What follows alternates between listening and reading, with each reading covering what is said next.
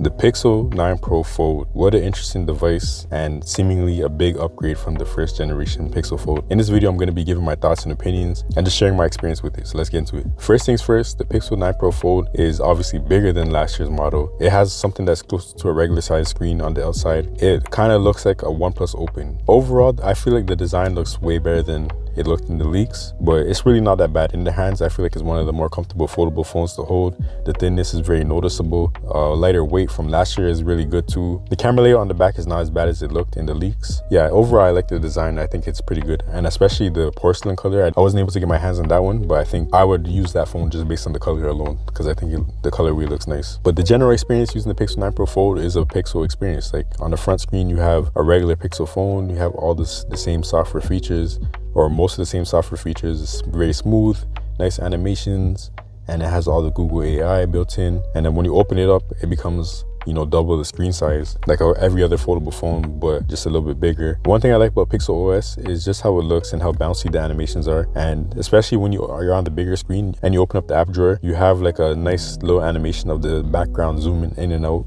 as you pull it up. And then also the way that it's kind of small, but it still shows the background on each side. It just makes it feel like kind of cool and like immersive. It's a nice little UI touch. And then when you put on the notifications and the quick toggles, you have a layout that is actually pretty cool, and it makes a good use of the foldable screen. I feel like Samsung needs to take notes on this. So yeah, overall on a base level, I like how Pixel OS looks and feels. I feel like it's just very smooth with nice animations. When you're back swiping, you can see the arrow pop out, and there's like a little ball. It kind of sticks to the edge until you pull it out a certain distance from the bezel, and it's just a cool little touch that Google added. And I feel like the user experience and first impression is really good. The screen is very big and it feels more immersive than other foldable phones, even though I don't like the aspect ratio, which I'll talk about later on. Moving forward, talking more about the software, there are some things I just really don't like about Pixel OS, and one of those things is the fact that there's two widgets still on the home screen that you cannot remove. After years of Pixel phones, I just don't understand why Google hasn't, allowed users to customize their home screens more better. So the search bar and the at a glance widget are just permanently there. You cannot move them. And the search bar is kind of useful, I guess, if you use Google. I don't necessarily use Google like that, especially because the Google app is separate from the Chrome app. I don't really like that type of integration. I wish it was just one app. So I don't really use the Google search bar like that. But if it's there, I guess I'll use it. And like it works for different things. Like you can search for apps on your phone and files and stuff like that. So it's kind of cool in that sense. I do wish you had the option to take it off, because I would do that. And the at a glance widget, it can be useful, I guess, because it shows you like different appointments if you use Google calendars and stuff like that. Different reminders and things like that might pop up, and then you get the weather and just summaries of the day. But it's not particularly useful for me, and like I honestly don't look at that widget that much. So I just wish I can put more apps or more widgets that I would actually use on the home screen. That's one thing, and a kind of a theme for me is like Pixel OS is very limited in weird ways that don't make sense to me, and especially on a phone that is a foldable phone with a bigger screen. I don't understand how Google hasn't like added more foldable phone specific features, or like more features that complement a foldable phone better, in its second year of doing this thing. And like there's been foldable phones for a long time now, so I'm just confused why Google didn't, take notes from Samsung and the others in terms of like multitasking and home screen customization and stuff like that. And to go a little bit further on the home screen customization, it is pretty limited in terms of grid size and stuff like that, and themes. You can't even use custom icons.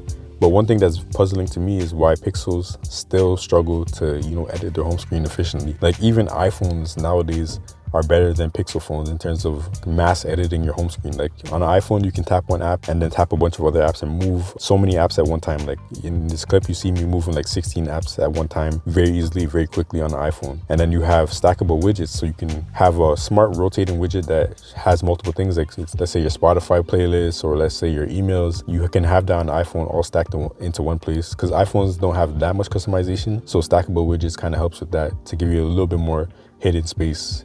Think about like using the vertical space in a wall of your home versus like putting everything on the floor. That's how I see stackable widgets, and it's just puzzling that Pixels don't have these kind of features, and just like the simplicity and the quality of life of editing home screen. Like it doesn't really make sense to me. I do like that widgets are, becoming a little bit more fluid in terms of the resizing mechanics and stuff like that. Yeah, it's still very limited in terms of home screen customization, and just like the action of doing it is very tedious, especially like setting up a new Pixel takes me so much longer than other devices, because I have to grab so many apps one by one, so many widgets one by one, and then there's not a lot of space on the home screen and stuff like that. So that's it's really underwhelming. The foldable software is just not really there. And the split screen experience, you know, it's a big screen, but it's also very limited, like in strange ways.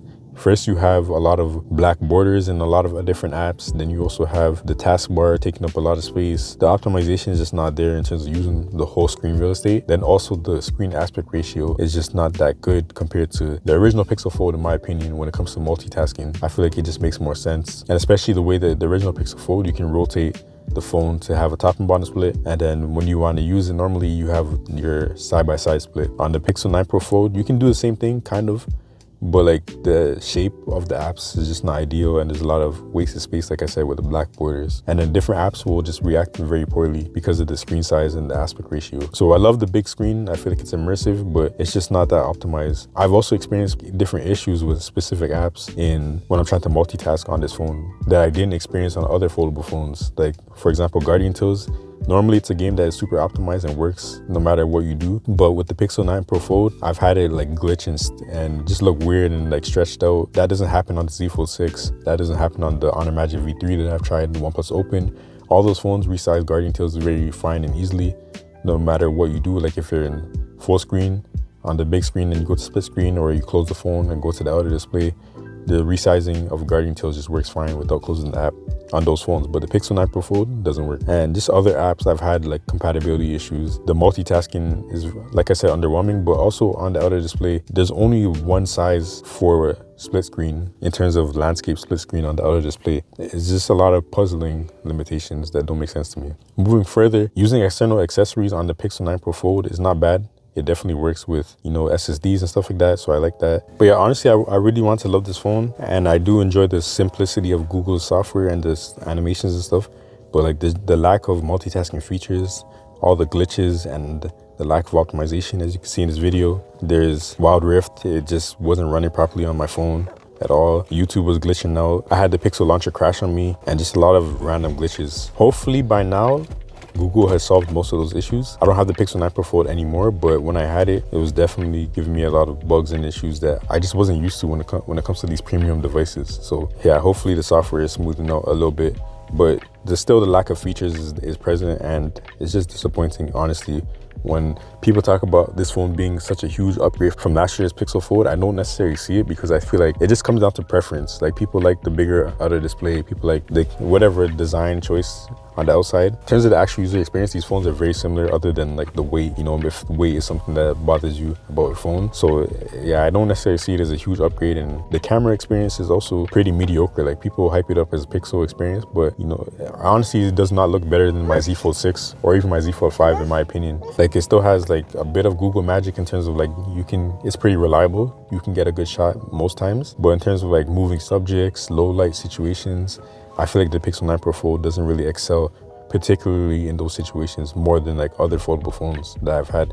And I feel like OnePlus Open definitely has a better camera, far better camera than the Pixel 9 Pro Fold, especially in the zoom category. Pixel 9 Pro Fold, in my experience, loses to the other foldable phones on the market. This phone, although it's a good phone, and I can see the appeal for some people, and I can understand why some people might love it if you're not somebody who's like using all these features like I'm used to with Samsung phones and Honor phones. I can see why you might love it. For me, I feel like it's a middle of the pack phone. It's just a mid phone. It's okay. Nice hardware, but a mid experience overall. Battery life is good, but not that much better than other foldable phones I've experienced. So yeah, just a mid experience overall. And that's not a bad thing. It's a good device, just not the best device in its category, I think. That is my Pixel 9 Pro Fold review. Thank you for watching this video. If you watched the whole video, please let me know in the comments below. You can say hashtag Pixel 9 Pro Fold is here.